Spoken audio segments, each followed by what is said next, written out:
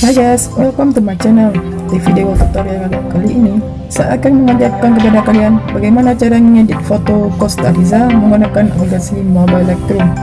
Rekomendasi ini saya dapatkan cukup banyak ada di komentar di sebelum-sebelumnya. Dan apabila kalian cek saran atau rekomendasi proyek ini saya buat di video selanjutnya, komen di kolom komentar di video ini. Dan jangan lupa kalian tekan tombol subscribe-nya dan di like videonya supaya kedepannya semakin lebih baik lagi.